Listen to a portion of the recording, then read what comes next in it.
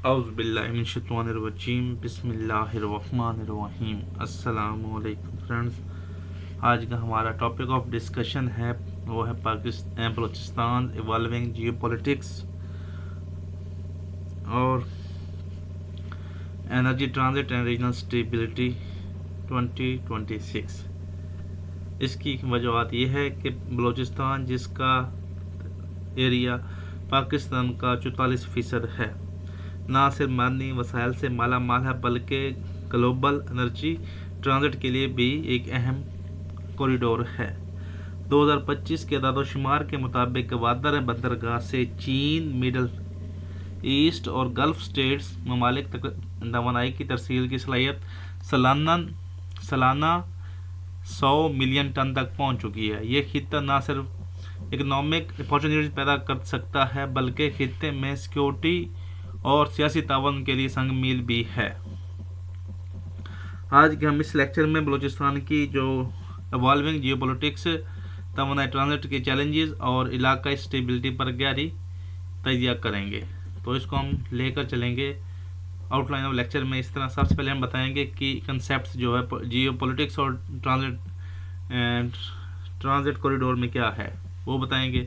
उसके बाद strategic geography of Balochistan बताएंगे कि ये कहाँ है, इसको हम कैसे इस्तेमाल कर सकते हैं, इसकी क्या अहमियत है। उसके बाद energy transit potential of Balochistan वो बताएंगे। उसके बाद Gwadar port and CPEC nexus से हमें कौन कौन से फ़ायदे हो सकते हैं। उसके बाद regional and global stakeholder कौन कौन से हैं बलूचिस्तान में, regional and global stakeholder. उसके बाद इंटरनल सिक्योरिटी इंसर्जी डायमेंशन, जो अभी जो बलूचिस्तान में इंसर्जेंसी हो रही है उसकी क्या वजूहत हैं, उसकी डायमेंशन डिस्कस करेंगे। उसके बाद energy transit and regional stability nexus, इसको हम करेंगे कि इससे क्या फ़ायदा होगा पाकिस्तान अगर बलूचिस्तान को हम एनर्जी ट्रांजिट और रीजनल स्टेबिलिटी अगर हम हासिल कर लें। उसके बाद इकोनॉमिक इम्प्लीकेशन फॉर पाकिस्तान जब ये हो जाएगा तो उसको पाकिस्तान पर क्या इम्प्लीकेशन आएंगी। उसके बाद policy and institutional framework of Pakistan ने इसको हल पाकिस्तान जो बलूचिस्तान में इंटरनल सिक्योरिटी और इंसर्जेंसी का जो इशू है उसको रिजॉल्व करने के लिए कौन कौन से पॉलिसी और इंस्टीट्यूशनल फ्रेमवर्क पे काम किया है वो डिस्कस करेंगे। उसके बाद हम चैलेंजेस और कॉन्स्टिट्यूशन बताएंगे कि कौन सी रुकावटें हैं इसको हल करने में, कि अभी तक बलूचिस्तान का इशू क्यों रिजॉल्व नहीं हो, वो डिस्कस करेंगे। उसके बाद ग्लोबल कंपैरिजन केस स्टडीज़ बताएंगे कि अगर इस तरह के चैलेंजेस थे उनको कैसे रिजॉल्व किया और बलूचिस्तान की जो जियो स्ट्रेटेजिक लोकेशन है उसको उन्होंने उस तरह को लोकेशन उन्होंने कैसे इस्तेमाल किया। उसके बाद हम बताएंगे way forward and strategic option जो हम ग्लोबल केस स्टडीज़ से और चैलेंजेस को मद्देनजर रखते हुए बताएंगे। और एंड पे होगा आपका क्विज जो आपका वो पूरे लेक्चर की शॉर्ट होगा, क्विज होगा क्विज। तो इसमें आपको मिलेंगे शॉर्ट क्वेश्चन, उसका आंसर आपको कमेंट सेक्शन में बताएंगे। तो चलते हैं अब हम अपने चैनल की तरफ। अगर हमारे चैनल पर न्यू हैं तो लर्नर ग्रुप को सब्सक्राइब कर लें और वीडियो को लाइक करें और शेयर करें अपने दोस्तों के साथ और कमेंट सेक्शन में बताएं कि आपको वीडियो कैसी लगी और आप कौन से टॉपिक पर नई वीडियो चाहते हैं। तो सबसे पहला पॉइंट है, हम सबसे पहले बताएंगे इंट्रोडक्शन की पूरी हिस्ट्री देखने पिछले हमारी वीडियो में देखें, मैंने इंट्रोडक्शन कैसे लिखने वो बताया हुआ है। अब geostrategic pivot to South Asia Balochistan खित्ते में कलीदी यानी अहम जोग्राफियाई सियासी मकाम रखता है जो साउथ एशिया की सियासत और मशहद पर असरअंदाज होता है। उसके बाद है energy transit bridge central middle east, Balochistan के रास्ते तवानाई के बड़े मंसूबे जैसे गैस पाइपलाइन और तेल की तरसील मिडल एशिया और गल्फ स्टेट के दरमियान एक पुल का काम कर सकते हैं। तो Gwadar and maritime game changer, Gwadar बंदरगाह ने ग्लोबल ट्रेड रास्तों और बहरी सिक्योरिटी में इनकलाब बर्पा कर दिया है। ये पाकिस्तान को बहरी तजारत और इलाकाई असर व रसूख में मजबूत मकाम दिलाता है। उसके बाद है security stability development triangle, Balochistan की तरक्की और सिक्योरिटी एक दूसरे से जुड़े हुए हैं। अमन और इस्तेहकाम के बगैर माशी तरक्की मुमकिन नहीं और तरक्की से ही मकामी और इलाकाई इस्तेहकाम हो सकता है। वो कहता है तरक्की से ही मकामी और इलाका स्टेबिलिटी मजबूत हो सकती है। Pakistan regional power potential. Balochistan की जियोस्ट्रेटेजिक लोकेशन और वसाइल पाकिस्तान को खित्ते में असर और रसूख बढ़ाने और इकनॉमिक और पॉलिटिकल पावर के तौर पर बढ़ने के लिए मौके फराम करते हैं। बलूचिस्तान की हो गया, इंट्रोडक्शन हो गया बलूचिस्तान का। तो इसमें हम क्या क्या डिस्कस करेंगे, आपने इसकी पूरी समरी बता दी। अभी हम सबसे पहले की कंसेप्ट बताएंगे। सबसे पहला पॉइंट है geopolitics refer to influence of geography on political power, security and foreign policy behaviour of the states. जियोग्राफाई रियासतों की ताकत इन जियोपॉलिटिक्स की ताकत सिक्योरिटी और खारजा पॉलिसी पर असरअंदाज होता है। बलूचिस्तान की पोजीशन पाकिस्तान को साउथ एशिया में एक अहम हैसियत दिलाता है। उसके बाद energy transit involve transportation of oil, gas and electricity across region via pipeline, ports and corridors. तवानाई की तरसील में तेल, गैस और बिजली की तरसील पाइपलाइंस, बंदरगाहों और इकनॉमिक कॉरिडोर्स के जरिए की जाती है, जो खित्ते की मईशत और सिक्योरिटी के लिए बहुत अहम होते हैं। तो पाकिस्तान जो है बलूचिस्तान इसमें इसकी हैसियत है, वो कहते हैं इसमें पोटेंशियल है। उसके बाद है in Balochistan geopolitics and transit energy transit converge, shaping regional stability, great power competition and Pakistan strategic elements in Asia and Indian Ocean region. Balochistan में जोग्राफियाई सियासत और तवानाई ट्रांजिट मिलकर खित्ते में इस्तेहकाम, आलमी ताकतों की मसाफत और पाकिस्तान की स्ट्रेटेजिक अहमियत को बढ़ाते हैं। ये हो गया आपके दो कंसेप्ट थे, जियोपॉलिटिक्स क्या होता है और एनर्जी ट्रांजिट क्या होता है, क्योंकि वो इवॉल्विंग जियोपॉलिटिक्स थी इंडिया बलूचिस्तान की, और एनर्जी ट्रांजिट, ये दो कंसेप्ट मैंने आपको क्लियर कर दिए। और बलूचिस्तान में दोनों एग्जिस्ट करते हैं, दोनों पर इम्प्लीमेंट हो सकते हैं। तो अभी हम डिस्कस करते हैं strategic geography of Balochistan.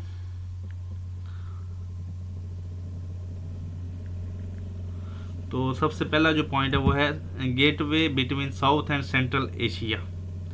Balochistan south और सेंट्रल एशिया को जोड़ने वाला एक अहम रास्ता है, जो खित्ते की सियासत, माशियत और सिक्योरिटी में पाकिस्तान को अहम मकाम अता करता है। तो इसका फैक्ट नोट करें, Balochistan connect South Asia to Central Asia energy markets. उसके बाद है longest coastline of Pakistan. Balochistan की 770 किलोमीटर तवील कोस्टल लाइन पट्टी बहरी तजारत, गवादर बंदरगाह की तरक्की और समंदरी सिक्योरिटी के लिए एक इंतहाई अहम है। पाकिस्तान की सबसे तवील कोस्टल लाइन बलूचिस्तान की 770 किलोमीटर तजारत, बहरी तजारत, गवादर बंदरगाह की तरक्की और समंदरी सिक्योरिटी के लिए इंतहाई अहम है। तो इसको कहता है Gwadar port is a deep sea port with strategic maritime access. उसके बाद है proximity to Hormuz strait. Balochistan Hormuz की तंगी के करीब होने की वजह से ग्लोबल एनर्जी के रास्तों में कलीदी नुक्ता है, जो खित्ते की जोग्राफियाई अहमियत बढ़ाता है। बलूचिस्तान हार्मुज की तंगी यानी इसके प्रॉक्सिमिटी के करीब होने की वजह से आलमी तवानाई के रास्तों में कलीदी नुक्ता है, जो खित्ते की जोग्राफियाई अहमियत बढ़ाता है। 20% of global oil passes through straight of Hormuz. उसके बाद है bordering Iran Afghanistan corridor. Iran और अफगानिस्तान के साथ सरहदी राहदारी बलूचिस्तान से सरहदों की वजह से तजारती राहदार, इकोनॉमिक कॉरिडोर और सिक्योरिटी चैलेंजेस में अहम किरदार अदा करता है। बलूचिस्तान का ईरान और अफगानिस्तान से जुड़ी हुई सरहदों की वजह से इकोनॉमिक कॉरिडोर और सिक्योरिटी चैलेंज में अहम किरदार अदा करता है। तो इसका फैक्ट नोट कर लें, Balochistan shares over 1500 kilometre borders with Iran and Afghanistan. उसके बाद है crossroads of global trade roads. Balochistan global trade roads के संगम पर वाक़ है, जो पाकिस्तान को ग्लोबल माशत में एक्टिव किरदार देने और रीजनल इन्फ्लुएंस बढ़ाने में मदद देता है। तो इसका फैक्ट ये है कि जो Balochistan links middle east, central Asia and south Asia trade, इसकी वजह से ये cross road of the global trade routes है, ये central Asia, middle east and south Asia. ये हो गया उसकी जो स्ट्रेटेजिक लोकेशन ऑफ बलूचिस्तान। अभी हम करते हैं energy transit potential of Balochistan. तो इसका पहले फैक्ट एक कोट नोट कर लें, बलूचिस्तान एनर्जी ट्रांजिट में ग्लोबल खेल बदलने वाला खिता है। बलूचिस्तान एनर्जी ट्रांजिट में ग्लोबल खेल बदलने वाला खिता है। तो सबसे पहला पॉइंट इसका है, ये इसका पोटेंशियल क्या है, oil pipelines Gulf to China. Balochistan के रास्ते तेल की ट्रांजिट चीन और दीगर खितों तक मुमकिन है, जो पाकिस्तान को तवानाई इकोनॉमिक कॉरिडोर में स्ट्रेटेजिक यानी एनर्जी कॉरिडोर में स्ट्रेटेजिक पुल बनाता है। तो इसका फैक्ट है कि Gwadar port enables China to access Middle Eastern oil directly. उसके बाद है gas transit Iran Pakistan prospect. Balochistan Iran से पाकिस्तान और जनूबी एशिया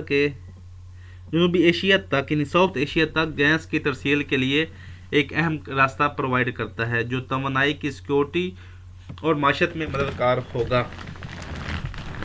तो इसका फैक्ट नोट कर लें, TAPI pipeline expected to supply 33 billion cubic metres annually. उसके बाद है electricity transmission to South Asia. Balochistan के तवानाई मंसूबे खित्ते में बिजली की कमी को पूरा करने में भी मददगार हैं और पाकिस्तान की जो एनर्जी एक्सपोर्ट सलाहियत बढ़ाते हैं बढ़ाते हैं। तो इसका फैक्ट नोट कर लें, hydro power projects in Balochistan can generate over 5000 megawatt. उसके बाद है overland energy logistic roads. Balochistan से तवानाई की ज़मीनी तरसील पाइपलाइंस और रोड रूट्स के ज़रिए खित्ते की तजारती और स्ट्रेटेजिक राब्ते को मुस्तकिम स्टेबल किया जा सकता है।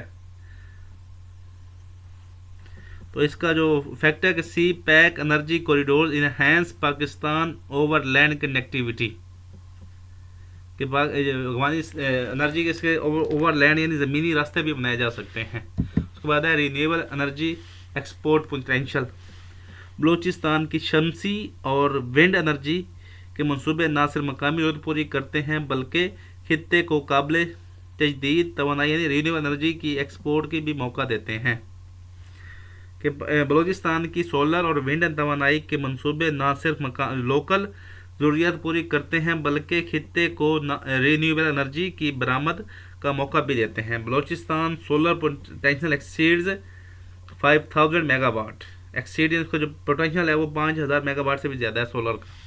ये हो गया energy transit potential of Balochistan. अभी हम चलते हैं Gwadar port and CPEC nexus. सबसे पहले warm water strategic deep sea port.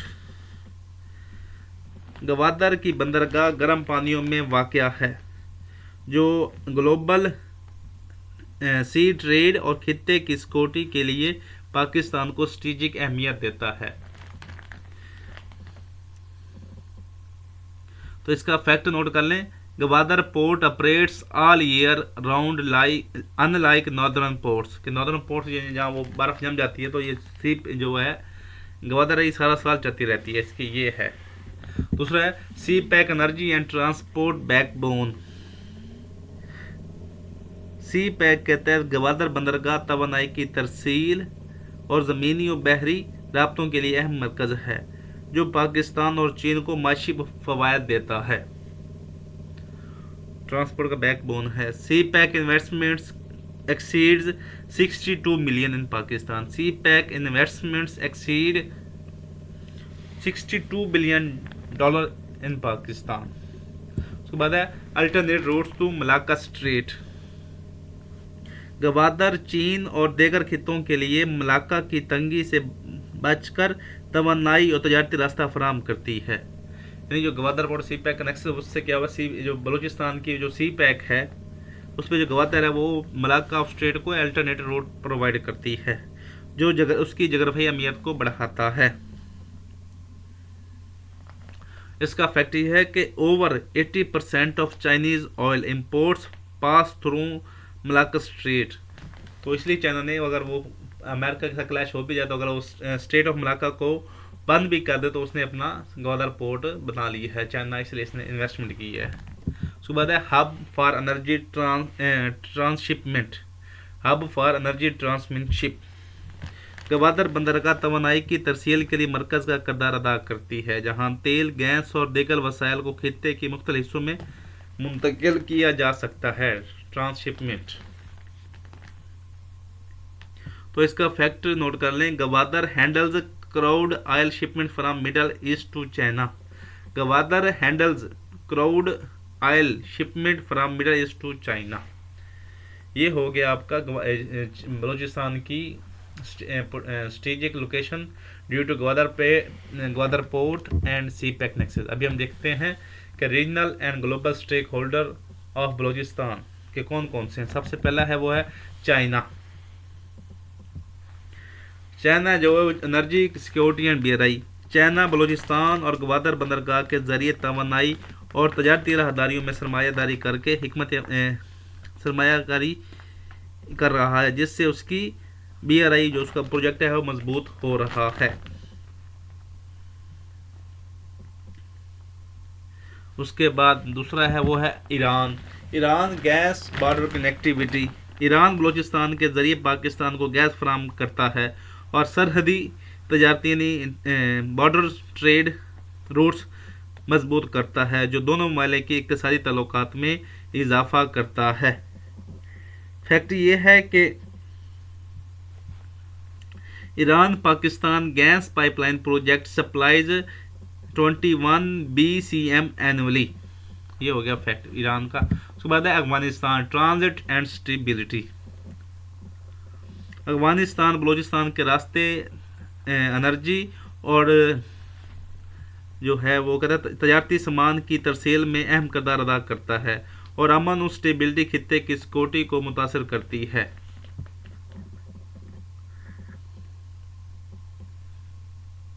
इसका फैक्ट है Afghanistan relies on Gwadar for 1100 kilometre transit route. 1100 kilometre transit route. उसके बाद है India strategic containment concerns. CPEC अपने खित्ते में भारत, ग्वादर और महदूदियत और चीनी असर रसूख के लिए खतरा समझता है। भारत सी पैक को अपने खित्ते में चाइना के असर रसूख के लिए खतरा समझता है, जो पाकिस्तान के स्ट्रेटेजिक मंसूबों पर असरअंदाज होता है। कहता है कि जो ग्वादर है और सी पैक है वो भारत इसको अपने लिए वो ख़तरनाक समझता है, इसलिए वो ग्वादर जो सी पैक जो बलूचिस्तान का हिस्सा है उसके लिए वो उसको कंटेनमेंट की वो रखता है, इसको दबाना चाहता है। तो उसके बाद है USA Indo Pacific balancing. America Balochistan और ग्वादर की जियोग्राफियाई अहमियत को देखते हुए खित्ते में अपने असर और रसूख को मतवाज़न रखने की पॉलिसी अपनाता है। अमेरिका बलूचिस्तान और ग्वादर की जियोग्राफिक अहमियत इम्पोर्टेंस को मद्देनज़र रखते हुए खित्ते में अपने रसूख को मतवाज़न रखने की पॉलिसी को अपनाता है। तो इसका वो फैक्ट है US Indo Pacific strategy considers Gwadar strategic location. वो कंसीडर करता है ग्वादर स्ट्रेटेजिक लोकेशन है। उसके बाद है gulf states energy trade interest. जो गल्फ स्टेट्स बलूचिस्तान के रास्ते तवानाई की ट्रांजिट और तजारती राहदारियों में दिलचस्पी रखते हैं, ताकि तवानाई की हिफाजत और आलमी मार्केट्स में हिस्सा बढ़ा सकें। तो इसका फैक्ट यह है कि over 20% of global oil originates from the gulf states. तो उसको आगे भेजने के लिए वो ग्वादर पर डिपेंडेंट हैं। ये हो गया जो बलूचिस्तान में 6 स्टेक होल्डर्स हैं। उसके बाद हम देखते हैं internal security and insurgency dimension of Balochistan. जो सबसे पहले वो है Baloch insurgency and grievances. Balochistan में बलोच अलहदगी पसंद तरीके मकामी और कौमी हुकूमत की पॉलिसियों और वसाइल की तकसीम पर अदम एतमाद की वजह से पैदा होती हैं। बलूचिस्तान में बलोच अलहदगी पसंद तहरीक मकामी और कौमी हुकूमत की पॉलिसियों और वसाइल की अदम तकसीम पर अदम एतमाद की वजह से पैदा होती हैं।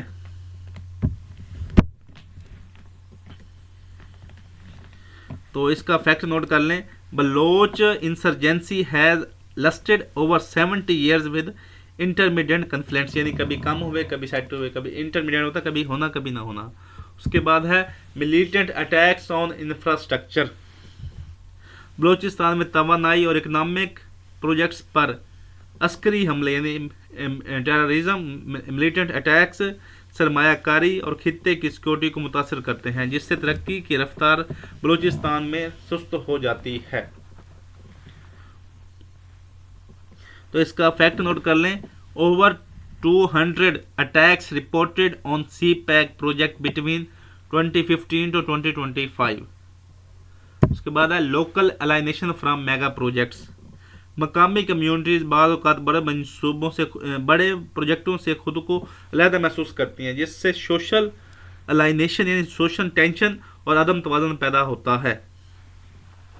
जो बड़े ग्रुप्स हैं उनका वो कहते हैं उनको शामिल नहीं किया जाता, कि वहाँ उसकी सबसे बड़ी वजह यह है कि वहाँ की जो लेबर है वो अनस्किल्ड है, लेकिन बड़े प्रोजेक्टों में तो स्किल्ड लेबर होती है मजदूरों, तो वहाँ उनको इसलिए उनको भर्ती नहीं किया जाता। अगर उनको भर्ती किया जाए तो वो भी उनमें हिस्सा पार्टिसिपेट करने लग जाएंगे, जिसकी वजह से जो वो लोकल अलाइनमेंट है वो ख़त्म हो सकती है। तो इसका फैक्ट नोट कर लें। Surveys show 40% local population feels excluded from the CPEC benefits. 40% local population feels excluded from CPEC benefits. उसके बाद security cost for investor. Security खदशात की वजह से सरमायाकारों को इजाफी हिफाजती इक़दामात के लिए लाखों डॉलर खर्च करने पड़ते हैं, जो इकनॉमिक मुनाफा को मुतासर करता है। सिक्योरिटी खदशात की वजह से इन्वेस्टर्स को इजाफी सिक्योरिटी स्टेप्स के लिए लाखों डॉलर्स खर्च करने पड़ते हैं, जो उसके जो प्रॉफिट होता है उसको मुतासर करते हैं। तो इसका फैक्ट नोट कर लें। Private security cost for energy projects increase by 30% since 2020। उसके बाद है hybrid warfare and external influence. बैरूनी ताकतें बलूचिस्तान में हाइब्रिड वारफेयर के जरिए इंस्टेबिलिटी का माहौल पैदा कर रही हैं, जिससे पाकिस्तान की इंटरनल सिक्योरिटी और इलाकाई मंसूबे मुतासर हो रहे हैं। इसका फैक्ट नोट कर लें। Hybrid tactics include cyber attacks and proxy insurgency. Hybrid tactics include cyber attacks and proxy insurgency in Balochistan. ये हो गया आपका इंटरनल उसकी सिचुएशन बता दी है, internal security and insurgency dimension in Balochistan. अभी हम डिस्कस करेंगे energy transit and regional stability nexus के। एनर्जी ट्रांजिट तभी हो सकता है जब रीजनल स्टेबिलिटी होगी।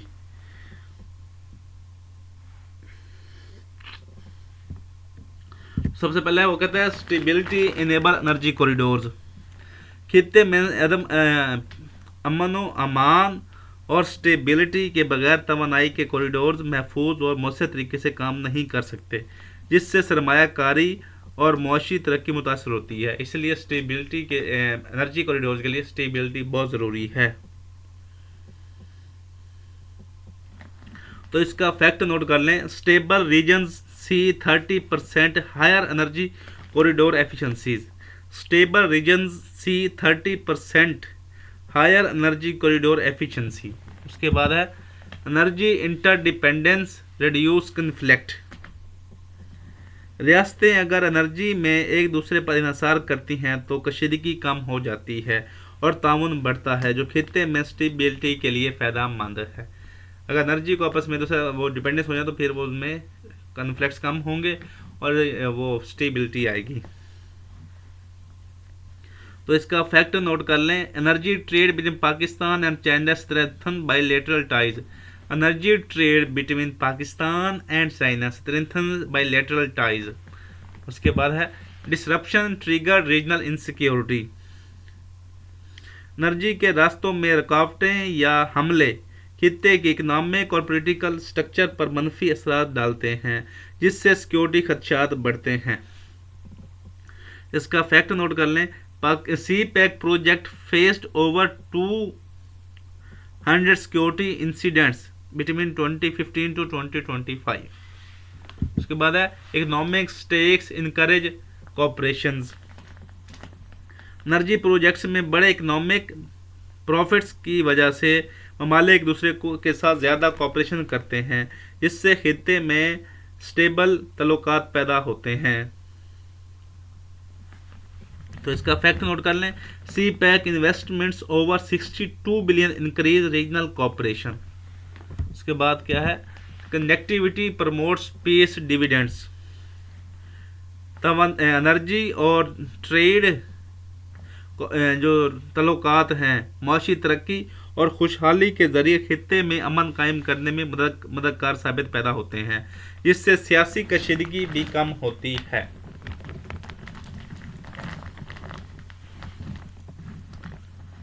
तो इसका फैक्ट नोट कर लें, क्रॉस बॉर्डर एनर्जी ट्रेड को relates with lower conflict incidents. ये हो गया एनर्जी ट्रांजिट और रीजनल स्टेबिलिटी कैसे हो जाए। अगर एनर्जी एक दूसरे के साथ कर लें या वो स्टेबिलिटी होगी तो एनर्जी कॉपरेशन होगी, अगर एनर्जी होगी तो उससे भी हम ले सकते हैं स्टेबिलिटी।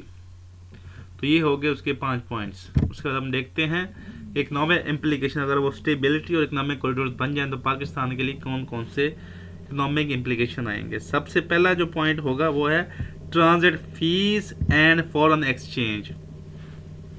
बलूचिस्तान के रास्ते एनर्जी और ट्रेड ट्रांजिट से पाकिस्तान को ट्रांजिट फीस और फॉरेन एक्सचेंज रिजर्व हासिल होता है, जो माशत को मुस्तकिम करता है, यानी उसको जो माशत को वो स्टेबल करता है। पहला फायदा ये होगा। तो इसका फैक्ट है, Gwadar transit fees could generate $2 billion annually. Could generate $2 billion annually. Industrial zones and job creation. CPEC और गवादर के इकोनॉमिक जोन्स और कौमी सतह पर हज़ारों रोजगार के मौके पैदा करते हैं, जिससे माशत मजबूत और गुर्बत कम होती है। स्पेशल इकोनॉमिक जोन्स और सी पैक के प्रोजेक्ट्स के जरिए नई इंडस्ट्री जोन बनाने से जॉब्स क्रिएट होती हैं, जिससे माशत मजबूत और गुर्बत कम होती है। तो इसका फैक्ट नोट कर लें, Gwadar free zone expected to create 50,000 jobs by 2030।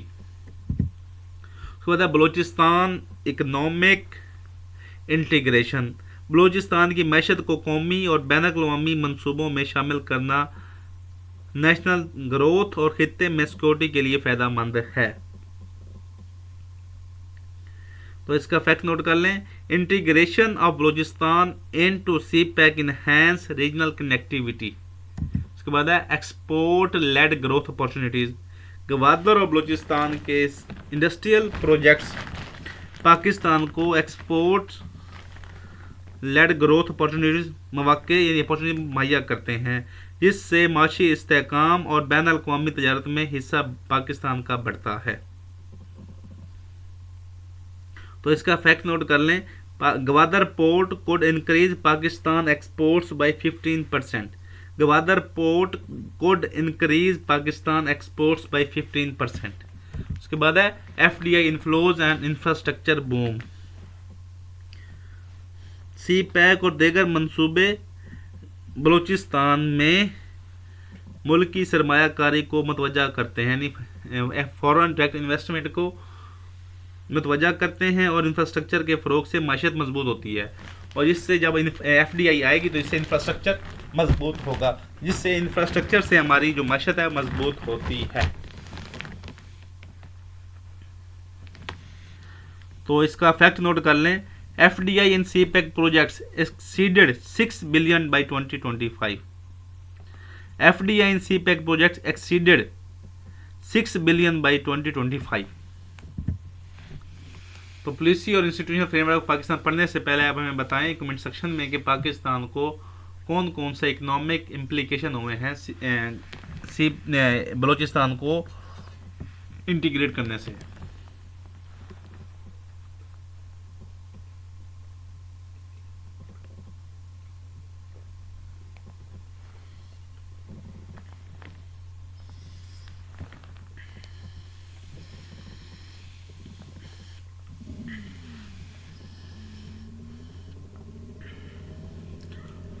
सबसे पहला पॉइंट पाकिस्तान ने जो लिया है उसके वो बलूचिस्तान में जो इंसर्जेंसी जो है उसको हल करने के सबसे पहला पॉइंट किया है CPEC authority and federal oversight.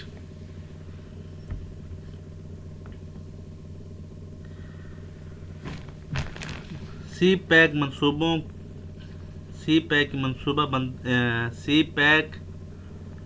Authority और फेडरल ओवरसाइट जो है वो सी पैक प्रोजेक्ट्स की वो निगरानी करती है, जो वफाकी सतह पर ट्रांसपेरेंसी और इफेक्टिवनेस को यकीनी बनाती है। तो इसकी एग्जांपल है कि federal monitoring ensures timely completion of Gwadar infrastructure. दूसरा है special security division. CPEC Balochistan में सी पैक के रिलेटेड मंसूबों की हिफाजत के लिए पाकिस्तान ने स्पेशल सिक्योरिटी डिवीजन बनाई, जो इनकी सिक्योरिटी फराम करता है ताकि सरमायाकार और तरक्याती मंसूबे इंटरनली एक्सटर्नली खतरात से महफूज रहें। इसका जो फैक्ट है वो कहता है कि special security division comprises over 15,000 trained personnel for project protection. उसके बाद है national energy security policy. Pakistan ने नेशनल एनर्जी सिक्योरिटी पॉलिसी बनाया ताकि पाकिस्तान की जो ज़रूरियात को पूरा करते और तवानाई के मंसूबों की हिफाजत के लिए फ्रेमवर्क फराम करती है।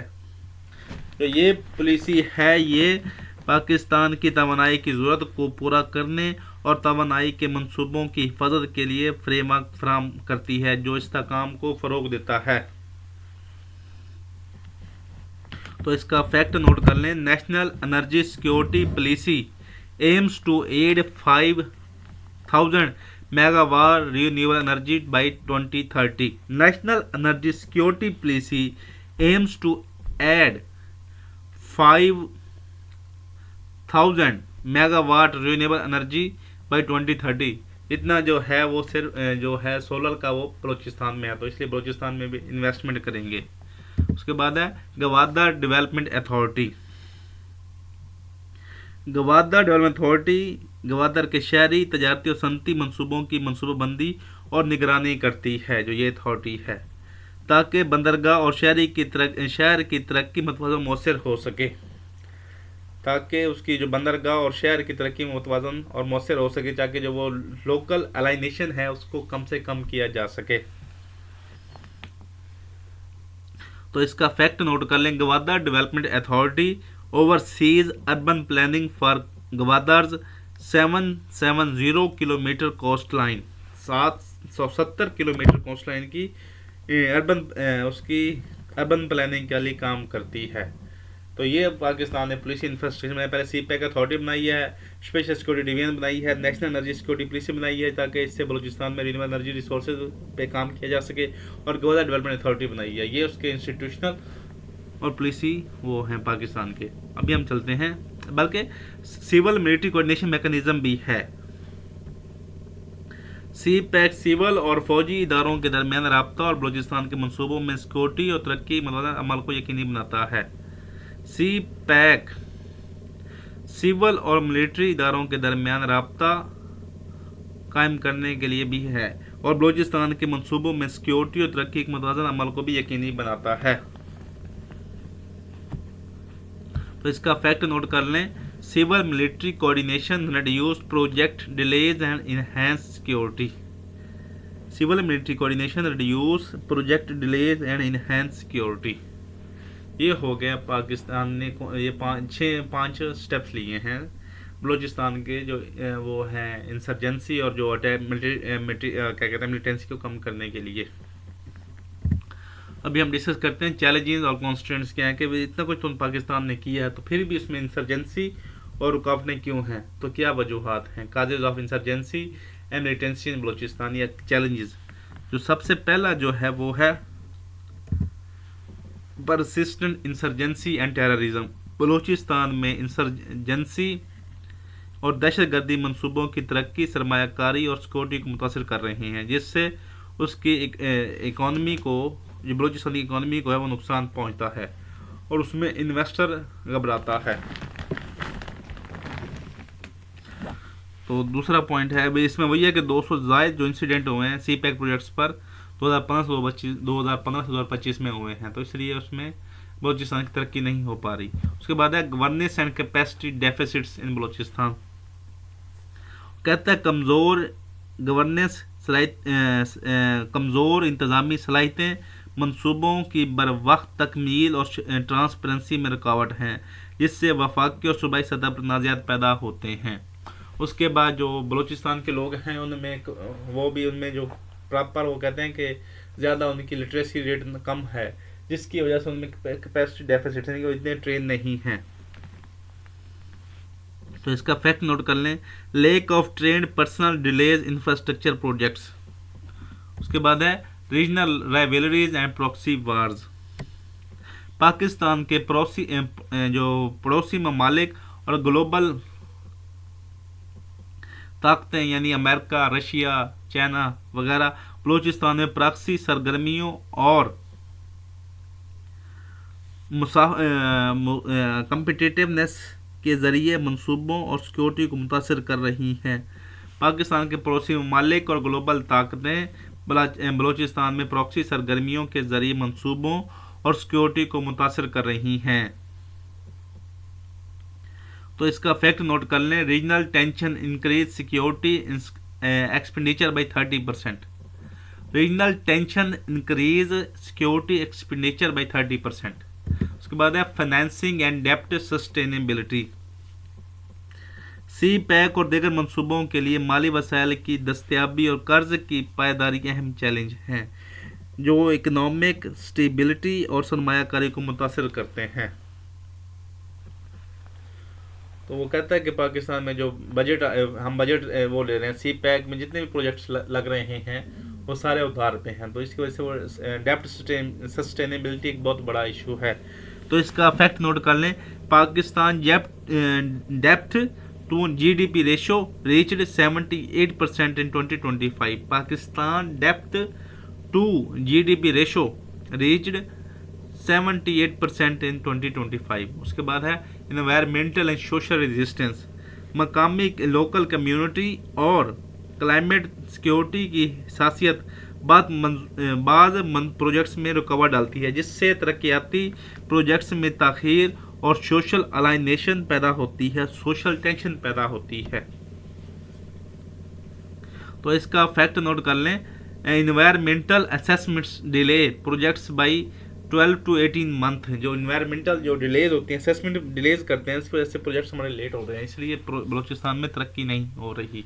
सबसे पहले जो तरक्की बलूचिस्तान की तरक्की में पहली रुकावट है वो है परसिस्टेंट इंसर्जेंसी और टेररिज्म। दूसरा है गवर्नेंस एंड कैपेसिटी डेफिसिट्स।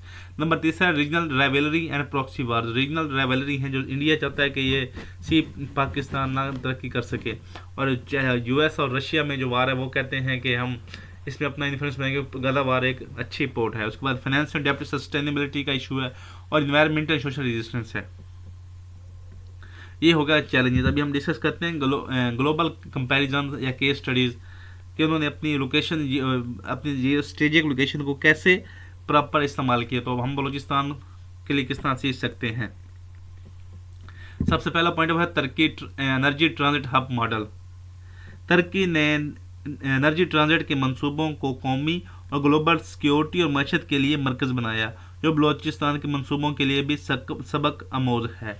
तुर्की ने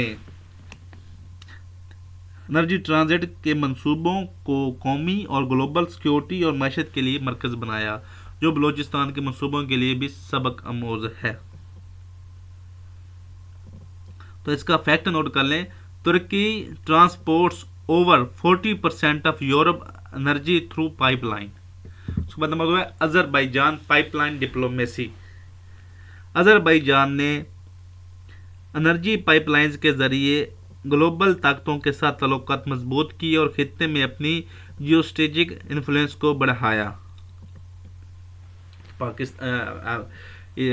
बलूचिस्तान भी कर सकता है पाइपलाइन के थ्रू, अगर वो मिडल ईस्ट से पाइपलाइन ले उस ईरान से ले तो इंडिया को दो, चाइना को दे, बांग्लादेश को पाइपलाइन प्रोवाइड कर सकता है, तो इससे भी हम सीख सकते हैं। उसके बाद है Singapore, port led strategic power.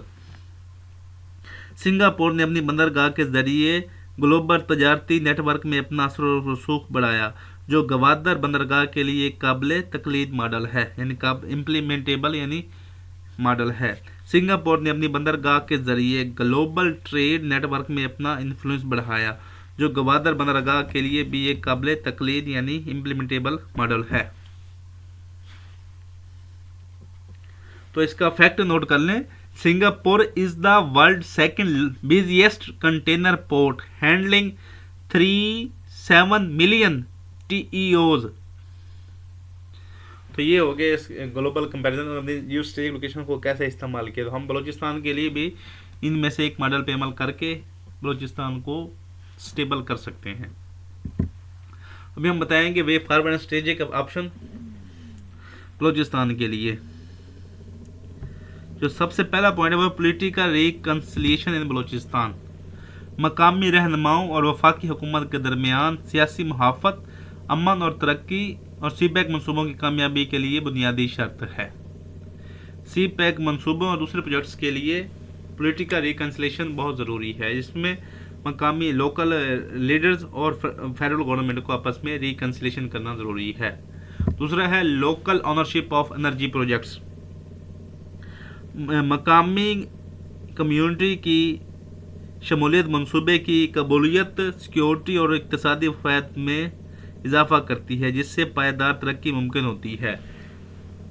Local ownership मतलब ये है कि लोकल लोगों को इनमें जॉब्स प्रोवाइड की जाएँ, इनको शामिल किया जाए, इनको पार्टनर शेयर्स दिए जाएँ। जब वो कहता है कि उनके पास पता होगा ये हमारी एनर्जी, हमारी फैक्ट्री क्या है, तो इस तरह वो उसमें ज़्यादा दिल लगी से काम करेंगे, उस पर अटैक्स नहीं करेंगे। अगर उसको अटैक करने वाला होगा तो उसको वो रोकेंगे। जैसे पॉइंट है integrated civil military security. Civil और फौजी इदारों का मुश्तरका सिक्योरिटी फ्रेमवर्क मंसूबों की हिफाजत, इंटरनल स्टेबिलिटी और सरमायाकार एतमाद को यकीनी बनाता है। उसके बाद नंबर 4 है balance regional diplomacy.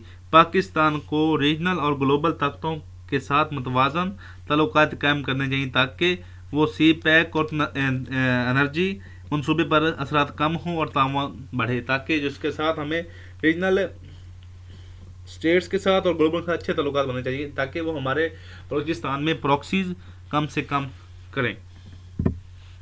Human development investment focus. तालीम, सेहत और महारत में सरमायाकारी मकामी कम्युनिटी को मजबूत करती है, जो इकनॉमिक ग्रोथ और खित्ते के इस्तेहकाम के लिए बहुत ज़रूरी है। तो इसलिए पाकिस्तान को चाहिए, हुकूमत को चाहिए कि वो बलूचिस्तान में ह्यूमन डेवलपमेंट पर ज़्यादा इन्वेस्टमेंट करें। Diversify energy transit portfolio. Energy के ट्रांजिट के मुख्तलिफ रास्ते खित्ते की सिक्योरिटी और सरमायाकारी खतरात को कम करते हैं। एनर्जी ट्रांजिट के मुख्तलिफ रास्ते खित्ते की सिक्योरिटी और सरमायादारी के खतरात कम करते हैं, जबकि इकनॉमिक स्टेबिलिटी और ग्लोबल तल्लुकात को बेहतर बनाते हैं। ये हो गया आपका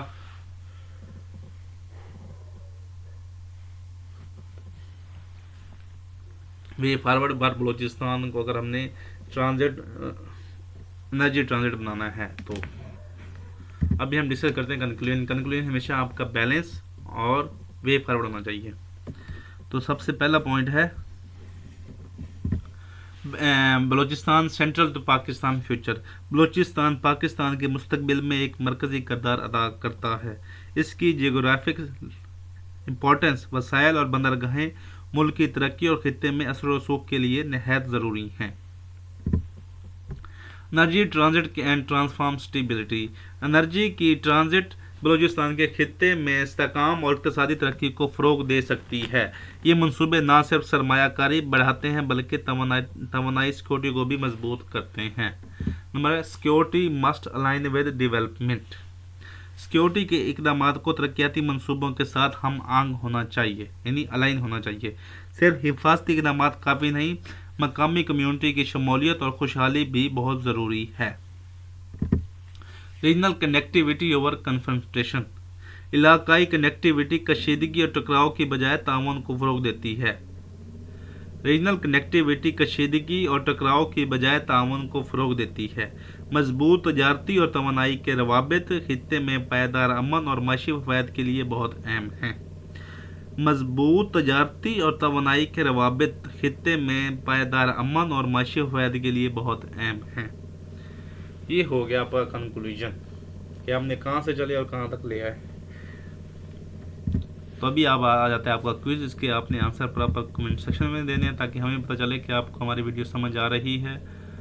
और अगर आप इसके प्रॉपर जवाब अगर इसके दे सकते हैं तो फिर आपने एक अच्छे से लेक्चर लिया। अगर आपको कहीं कोई मुश्किलात पेश आ रही हैं, कोई बात समझ नहीं, तो हमें कमेंट सेक्शन में पूछ सकते हैं। वीडियो देखने के लिए सब भाइयों का शुक्रिया। बस सलाम।